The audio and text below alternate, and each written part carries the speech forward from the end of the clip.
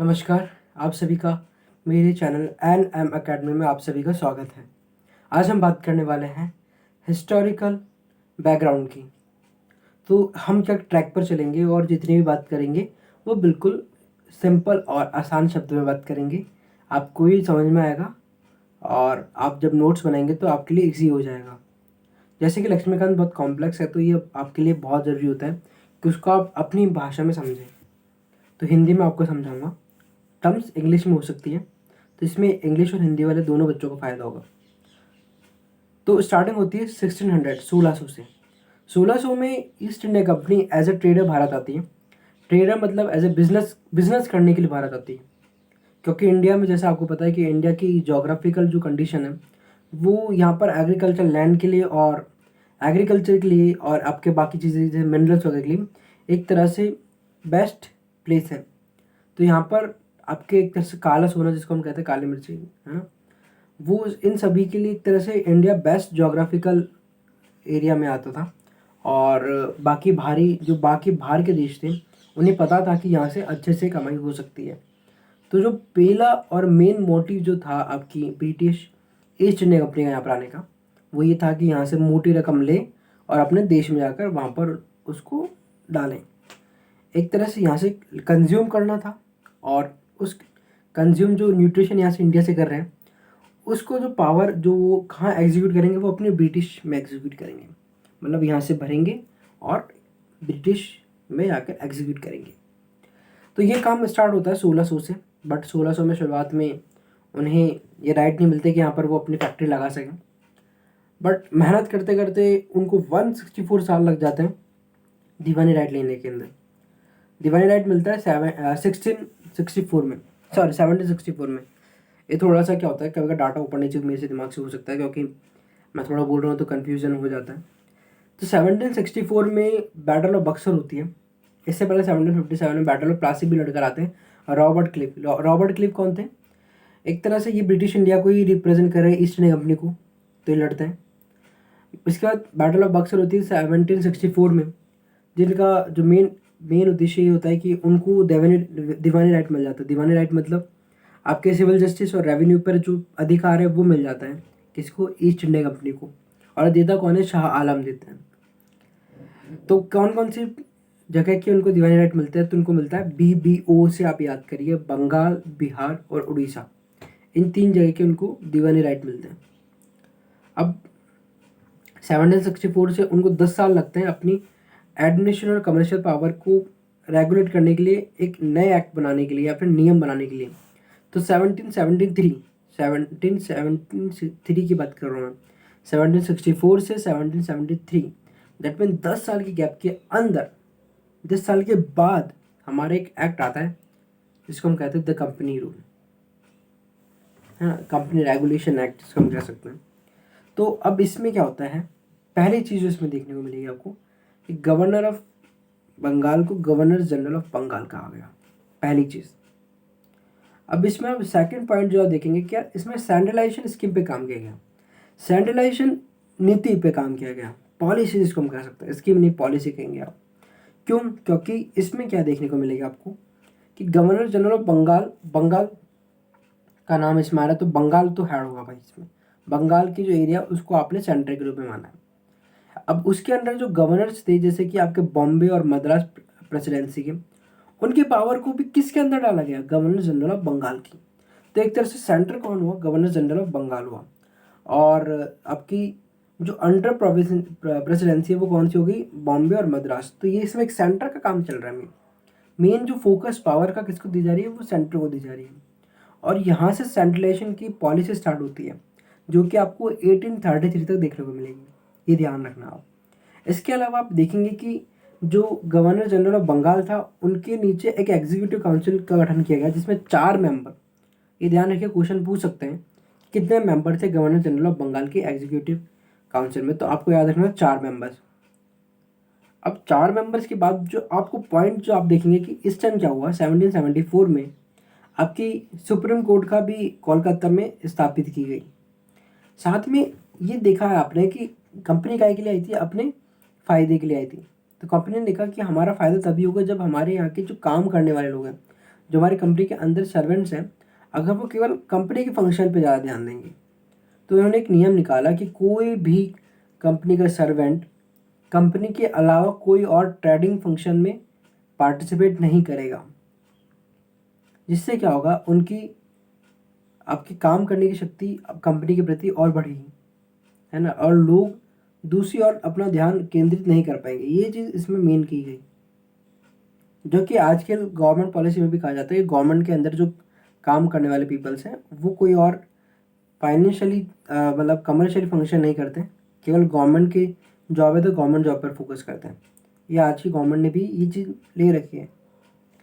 तो हमने ये देखा कि 1774 में हमारे को 4-5 बातें जो थी हमको याद रखनी चाहिए।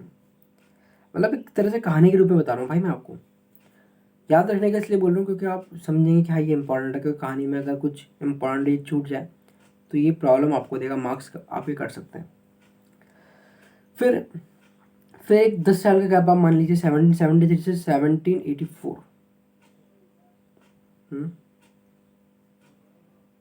ये 1773 का एक्ट था भाई, पहला वाला। 1784 के आने से पहले 1781 में भी एक एक्ट पास हुआ जिसको हम एक्ट ऑफ सेटलमेंट कहते हैं। ज़्यादा कुछ याद रखने की जरूरत नहीं है, बट 1784 पे आपको ध्यान देने की जरूरत है। पिट्स इंडियन एक्ट, ये क्या है?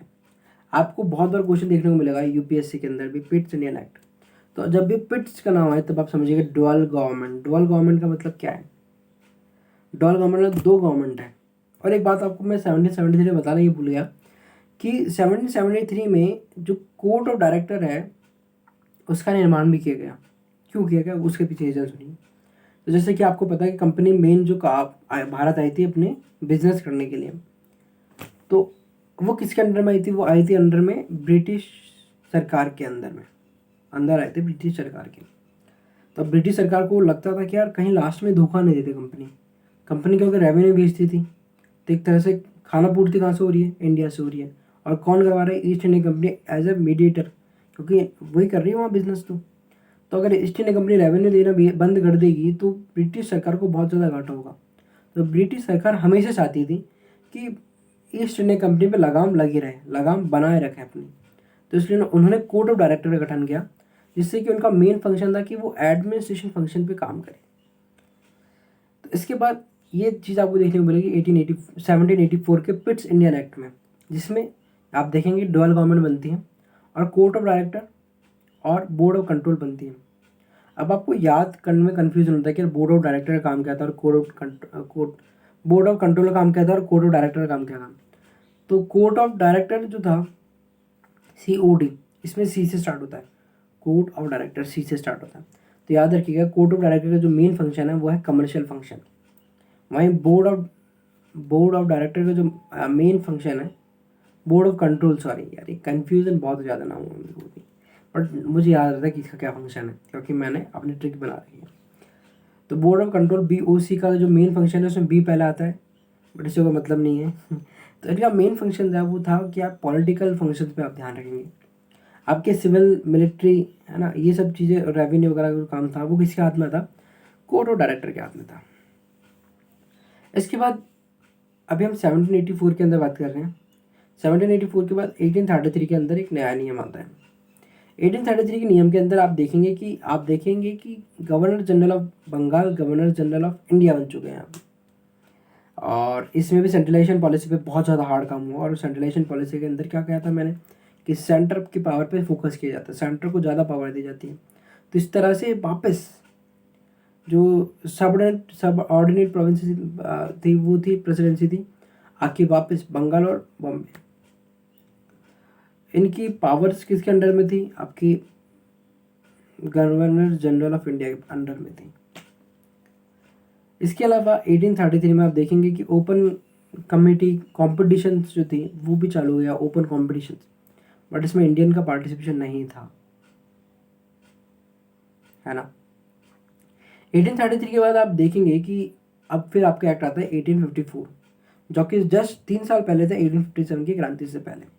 तो 1854 इसलिए भी इम्पोर्टेंट हो जाता है क्योंकि इसमें एक तो इंडियंस के लिए ओपन कंपटीशन स्टार्ट हो गया, क्योंकि मैकाले कमेटी के द्वारा, जिसको एक तरह से रिकमेंड किया गया था मैकाले कमेटी द्वारा, इसके अलावा 1854 में और कुछ चीज़ देखने को ज़्यादा मिलती नहीं, लेकिन हाँ आप ये ध्यान रख सकते हैं। एक सेकेंड, मैंने कहा क्या, एक सेकेंड,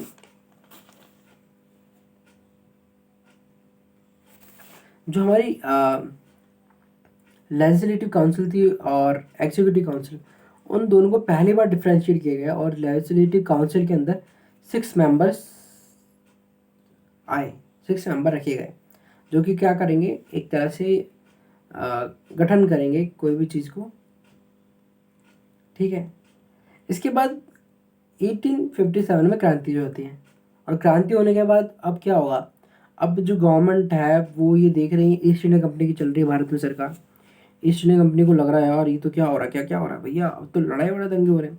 तो ब्रिटिश गवर्नमेंट भी देखे सब चीज़ें, तो ब्रिटिश गवर्नमेंट को लगा ये सही मौका है, अपने हाथ में लगाम ले लेते हैं, क्योंकि उनको था ही, डर तो था ही कि यार कहीं लास्ट में रेवेन्यू देना बंद कर दे, ज़्यादा पावर्स आ जाए ईस्ट इंडिया कंपनी के पास। तो उन्होंने क्या करा, उन्होंने आपके 1858 में जब रूल्स आए तो उन्होंने सबसे पहला काम यही करा कि उन्होंने इसको पहला नाम दिया गुड गवर्नमेंट एक्ट, है ना।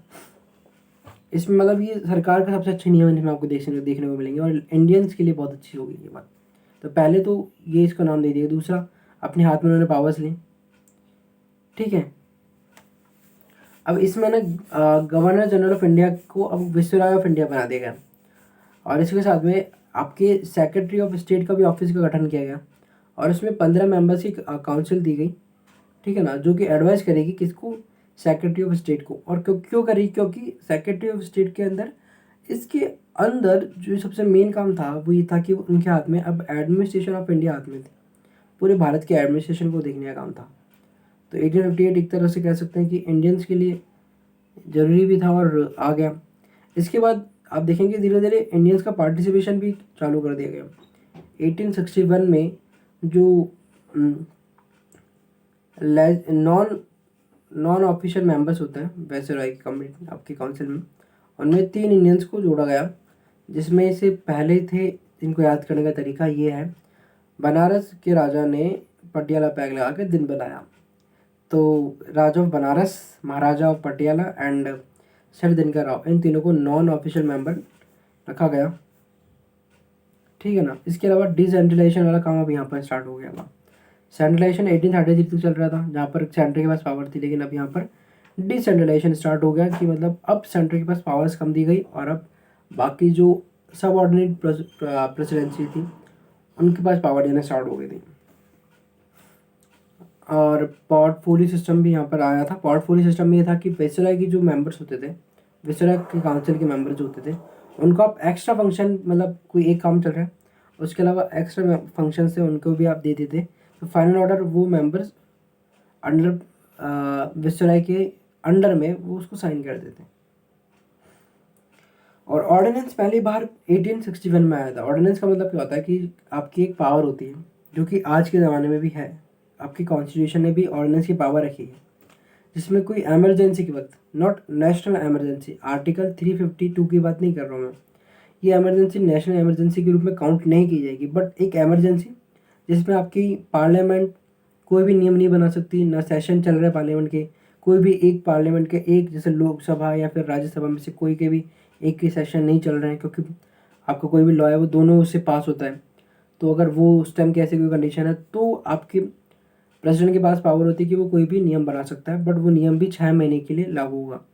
अगर 6 महीने बाद उसको अप्रूव होना पड़ेगा आपके पार्लियामेंट से। तो इस तरह से विसराय के पास ही पावर थी कि वो ऑर्डिनेंस पास कर सकता था, और इसकी जो मैक्सिमम जो एक्सपायरी लिमिट थी, वो एक्सपायरी जो हुआ करती थी वो 6 महीने की होती थी। इसके बाद आता है 1892, है ना। इसमें लेजिस्लेटिव काउंसिल्स थी, उसका काम तो था ही, प्लस लेजिस्लेटिव काउंसिल को पहली बार बजट डिस्कशन करने का मौका भी दिया गया। तो ये कितना मेन, मतलब बजट डिस्कशन पूछ सकता है, क्योंकि पूछा नहीं अभी तक किसी ने, तो ये पूछ सकता है कि बजट डिस्कशन का मौका कौन से एक्ट के अंदर दिया गया, ब्रिटिश टाइम के अंदर, ईस्ट इंडिया कंपनी के दौरान। तो आपको याद रखना है 1892। तो ये, इसके बाद मैं बात करता हूँ 1909, जब सेंट्रल लेजिस्लेटिव काउंसिल का साइज बढ़ा दिया गया और कम्युनल इलेक्टोरेट, मतलब आपकी जाति के आधार, मुस्लिम है तो मुस्लिम के लिए स्पेशल इलेक्टोरेट हो रहा है, देखते से कम्युनल इलेक्टोरेट का जो फादर इस टाइम कहा जाता है वो इस लॉ के अंदर कहा गया। तो बाकी इस लॉ को मैं आगे एलाबोरेट करूँगा, बट इसके लिए मैं नेक्स्ट वीडियो में कराऊँगा क्योंकि 15 मिनट हो चुके हैं, ज़्यादा लंबी वीडियो करनी नहीं है। तो मिलता है, चैनल को सब्सक्राइब नहीं करा तो कर दीजिए। जय हिंद, जय भारत।